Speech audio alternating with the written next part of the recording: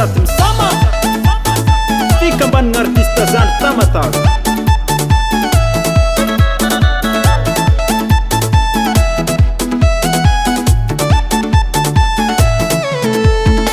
ekegny fô saroty fiainagna amizao ty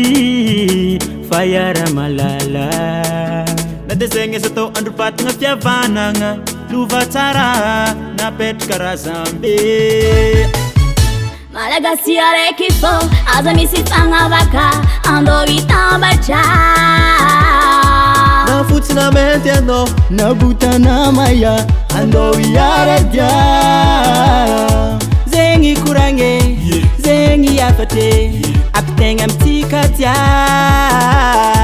zegny koragny zegny afate apitegna amitsikatia miresani atsika tsisy olombelo ambony tany zegny mavita te mifankatiava atsika za mitambatra vato misaraka fasika miresani atsika fihavanagna zegny matonga lavitry mifankatiava atsika na fotsinamenty avia ifagnatogno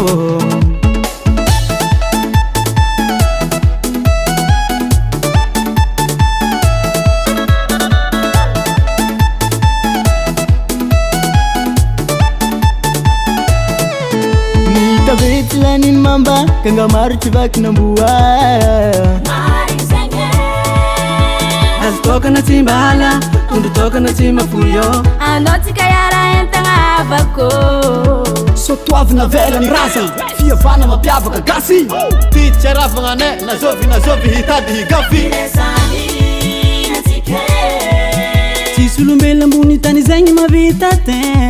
mifankatiava atsika ze mitambatra vato misaraka fasika miresani atsika saka fihavanagna zegny matonga lavitry mifankatiava atsika na fotsinamenty avia ifagnatogno tsambiky ndraiky sha tiako Malagasy mirahina tiako enao zandro manora helele helele helele helele helele helele helele loso miresani atsika zegny zala izy andô tsika tambatra atsimo avara andrefagna nantsignana ampivoantany tsy adigno miresani atsika natanora nahaditra andô tsika hitambatre mifankatiava atsika tsy magnavaka loko zay fikambanagna faza